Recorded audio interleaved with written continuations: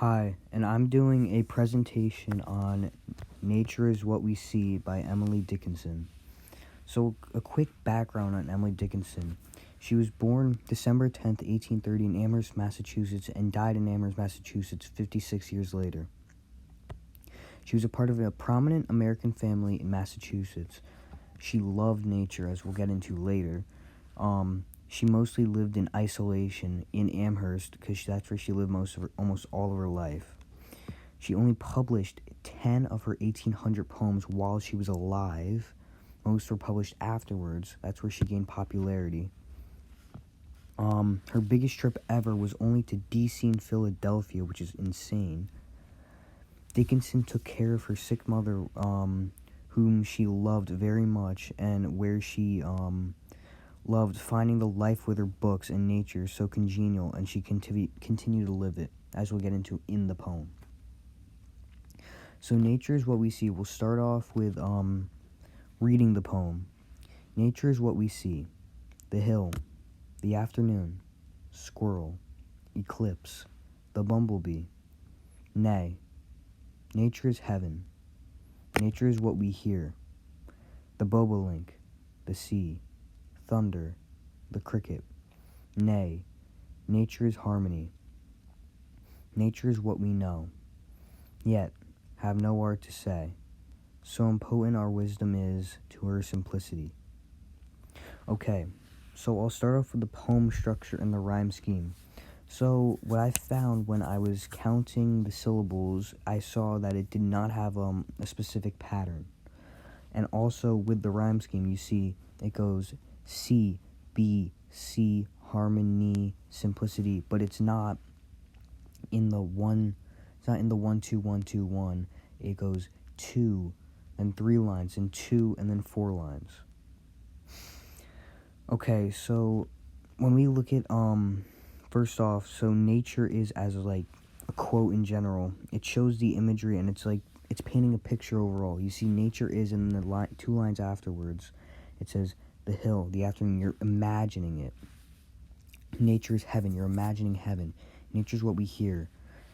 You're hearing the bobolink, the sea, thunder, the cricket. You're hearing those sounds. Nature's harmony. You're hearing a harmony. And then nature is what we know. You're something in your mind. You're trying to stimulate your mind in some way. And also, you see its repetition as it's used 5 times throughout the poem. So with the dashes, you see the dashes. The dashes are meant to pause the story for a second to take in what you just read. So it's nature is what we see. What do we see? Then we see the hill. Okay, I picture a hill.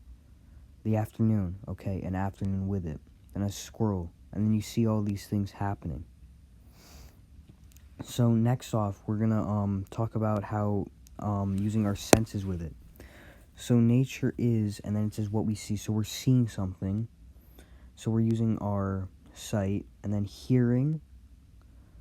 We're hearing stuff around, and then we're also knowing. We're also using our mind. So we see personification, and we're using personification through it's saying that nature is a her. It says nature is what we know, yet we have no art to say. So impotent our wisdom is her simplicity. So it's humanizing nature.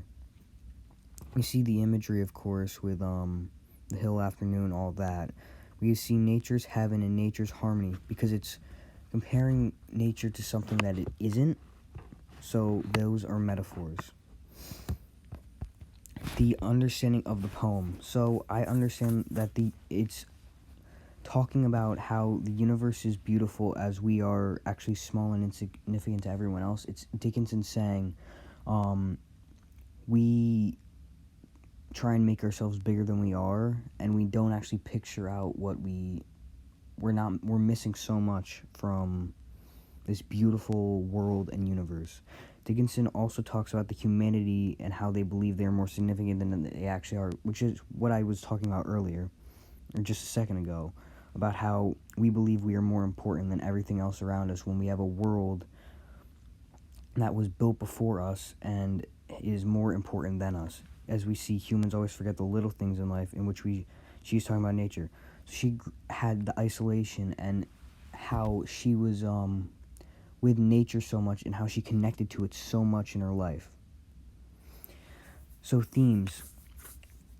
It's heaven, of course, because that's her heaven, nature. Nature is, of course, the theme of the poem in terms of it's based around it. The simplicity of just nature in general. It's just so peaceful and like simple and nice to look at. And compassion, your feelings towards it, what you feel. Do you feel a connection to it? And then lastly, I found this is nature poetry as it consists of themes, emotion, images, and different situations to talk about. So thank you for watching my presentation, and I hope you liked it.